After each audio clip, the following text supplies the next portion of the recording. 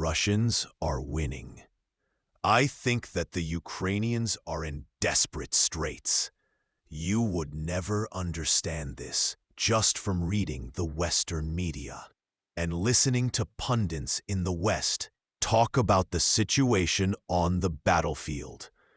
According to them, the Russians are suffering enormous casualties, making hardly any progress at all. The Ukrainians are hanging in there, and with a little bit more aid from the West, they can at least stem the tide, and maybe even turn the tide. In my opinion, this bears little resemblance to reality. This is the giveaway. When the media says one thing, and the battlefield shows another, it's not recording, it's narrative control. And every time you hear a little more aid will turn the tide, it usually means the tide already turned. As you well know, this is a war of attrition. And in a war of attrition where each side is trying to bleed the other white, what really matters is the balance of manpower, the balance of soldiers, the front lines, number one, and number two, the balance of firepower. And when you talk about firepower at this point in time, you're talking about three sets of systems. One is artillery, which has been around for a long time. Two are drones, which are relatively recent development. And then three of these smart bombs, or glide bombs that can be put in the pickle barrel. And just to sort of look at those two balances, the balance of soldiers and then the balance of firepower, they both decisively favor the Russians. This is the core reality people avoid. In a war of attrition, slogans don't matter, numbers do. And on both counts, manpower and firepower, the advantage isn't even close. The Russians hold the stronger position, period. General Syrskyi, who is the head of the Ukrainian forces, says that the Russians outnumber the Ukrainians 3-1 overall, and at a number of critical points on the battlefield, the Ukrainians. And Zelensky recently said that in Picross, this city where a big battle has been taking place for a long time now, the Russians outnumber the Ukrainians 8-1. Now that's Zelensky speaking, not me. So I think in terms of manpower, when you just look at the raw numbers, the Russians are in the driver's seat. And then there's the whole question of desertions. There have been a whole spate of articles that have come out in the West talking about the desertion problem in the Ukrainian military. And in the month of October, 20,000 Ukrainians deserted from their frontline positions. And there are a number of assessments that say that over the course of this year, the calendar year 2025, there'll be, roughly 100,000 desertions. This is a truly staggering number. When these numbers speak for themselves, when your own commanders admit you're outnumbered 3-1, and in key battles 8-1, it means the manpower gap is beyond deserting. And you don't just have a disadvantage, you have a collapsing front line. You think about the overall size of the fighting forces of the Ukrainians up on the front lines, which at the most are around 350, 400,000 at the most. And then you lose 100,000 people over the course of 2025. And you're outnumbered to begin with. Oh my, you're in deep trouble. And then there's the balance of firepower. With regard to artillery, throughout the war, people have said that the Russians have an advantage of anywhere from 5 to 1, 7 to 1, 10 to 1. But the Russians have really been dominant when it comes to the balance of artillery. With regard to glide bombs, these bombs that are dropped, from airplanes, that they put sophisticated targeting devices on, so they could put them in the peckle barrel. The Russians have an enormous inventory of these smart glide bombs, and the Ukrainians have none. Then there's no question about that.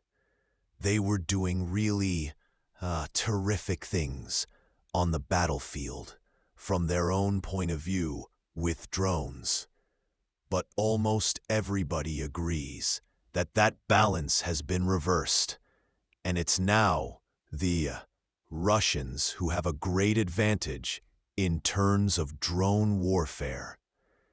This is not to deny that Ukrainian drones matter on the battlefield, and that Ukrainian drones are causing the Russians problems. But, Russian drones are causing the Ukrainians even bigger problems. And when you marry that to the fact that the Russians have an advantage in glide bombs, a complete advantage there, and a decisive advantage in artillery, you can just see how much trouble Ukraine is in. This is the brutal math of attrition. If your entire frontline force is 350, 400K, and you lose 100K in a single year while being outnumbered from the start, you're not just that Europe doesn't have the money to support Ukraine. So now they're talking about stealing Russian assets. Because as you know, they're all those frozen assets and Euroclear. I think that's the name of it. This Belgium holding pen. And, what the Europeans want to do is go in and steal that Russian money. But there are a lot of European actors who are not in favor of doing that. So it's not clear that they, the Europeans, can financially support Ukraine moving forward. All of this is to say that Ukraine is in a disastrous situation. Trump just called Europe's bluff. You fund it. Suddenly, the unwavering support vanishes because Europe's broke. Now, they're talking about seizing Russian assets. Theft dressed as policy. But if the West confiscates reserves at will, who will trust Western banks without U.S. funding? This war ends. Europe can't carry it alone. Ukraine's choice: negotiate or collapse. To us, the Russians are the weakest of the three great powers. And there's no chance that Russia is going to dominate Europe. As you know well, Rachel, there's all this talk that Russia, is going to conquer all of Ukraine. Then it's going to conquer territory in Eastern Europe. You know, the Baltic states, parts of Poland, parts of Romania, and try to re-establish the Soviet Empire in Eastern Europe. And this is what we have to fear. This is the second coming of the Soviet Union. The Russian army is the Wehrmacht. You know all these arguments. This is just, it's poppy chick. I mean, I don't know what these people are talking about. Haven't they noticed that the Russians have spent almost the past 4 years just trying to grind out territory? Just trying to conquer territory in a grinding way in the eastern one of Ukraine. Furthermore, Putin has never expressed any interest in conquering all of Ukraine. I cannot interest in conquering all of Ukraine because he surely understands that would be a formula for disaster. And he certainly has never said anything about conquering territory in Eastern Europe. So I think that there is no serious Russian threat, certainly to the United States. But to the West more generally, there's just not a threat there. But having said all that, if you believe that the balance of world power depends a lot on military might, the Russian army today is a much more formidable fighting force. Let's pause here, because this flips the entire narrative. We've been sold a story. Russia's the next Nazi Germany. Putin's rebuilding the Soviet Empire. The Baltics are next. But look at the facts. Russia's spent nearly 4 years grinding through eastern Ukraine, one of the country. If they're this unstoppable force, why the slow crawl? Why not blitzkrieg to Kiev, Warsaw, Tallinn? Because that was never the plan. Putin never said he wanted all of Ukraine, let alone Eastern Europe. We invented that threat to justify NATO expansion and endless weapons budgets. The irony, by forcing Russia into this prolonged conflict, we've actually made their military more battle-hardened and dangerous than before. We didn't contain the threat, we sharpened it. If we ever get into a fight with it, it might be at a significant advantage over us because it's had this tremendous learning experience. So, my bottom line is that Russia is the weakest of the 3 great powers. It's not a threat to dominate Europe, much less Eastern Europe. But it is a formidable foe, and it is going, I think, to win an ugly victory, in Ukraine.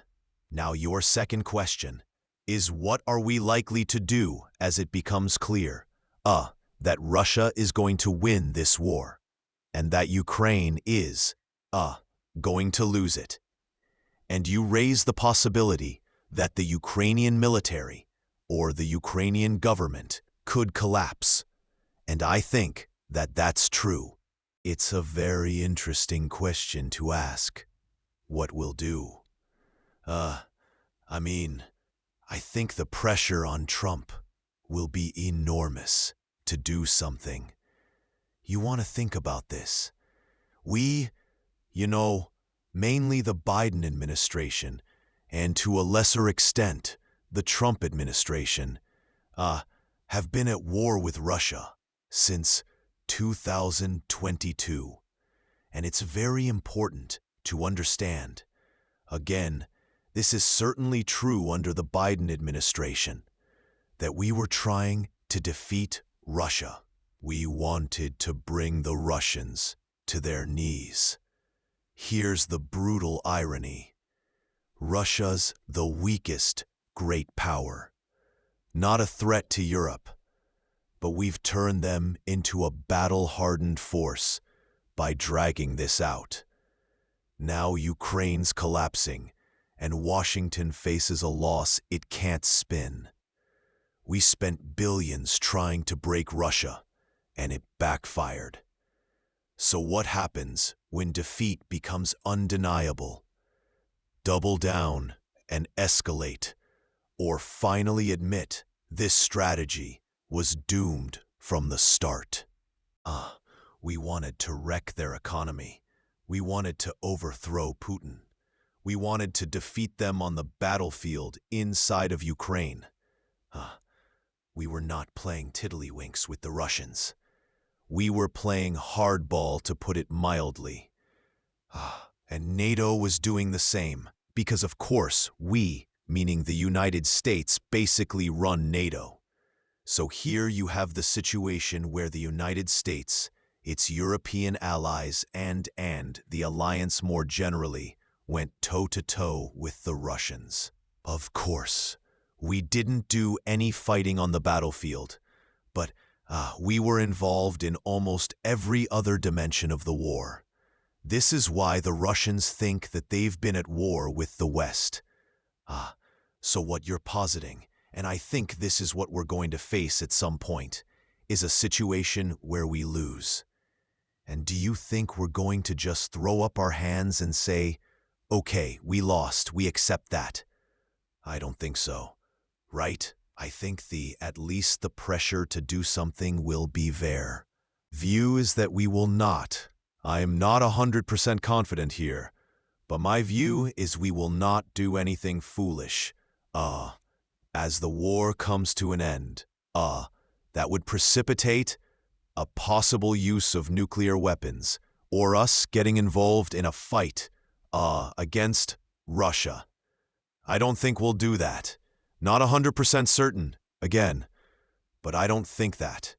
But I do think, Rachel, what's going to happen here is that once we get a frozen conflict, that relations between the Russians on one side and Ukraine plus the West, to include the United States on the other side, the relations will be poisonous. This wasn't just supporting Ukraine. We went all in trying to wreck Russia's economy, overthrow Putin, and crush them militarily. This was regime change, full stop, and Russia knows it. So when Ukraine collapses and we lose, what happens? Do we accept defeat? Unlikely. The pressure to do something will be massive. Escalate. Send troops. The smart play is walk away. But empires don't lose gracefully. Conflict. Poisonous relations for decades. Worst case, we do something catastrophic because pride won't let us accept reality. Either way, this ends badly. For as far as the eye can see, I hope I'm wrong on this, but I think the consequences of this war, if we lose, will lead to a situation where we go to great lengths to cause the Russians problems, and they go to great lengths to cause us problems. So, I think when you think about what the war looks like once it ends, we're not going to move to any meaningful peace agreement. And there it is, the end game nobody's prepared for. We lose, but we don't make peace. Instead, we enter a new Cold War, where both sides spend decades causing each other problems. Proxy conflict, cyber attacks, economic sabotage, permanent hostility with no resolution. This is what happens when you stake everything on victory and refuse to negotiate. You don't get peace. You get war ends, but the damage compounds. In the tragic part, all of this was avoidable. We chose escalation over diplomacy. And now we're locked into a cycle that benefits no one except defense contractors and ideologues. The question isn't whether this is smart strategy. It's clearly not. The question is whether anyone in power has the courage to break the cycle before it breaks you.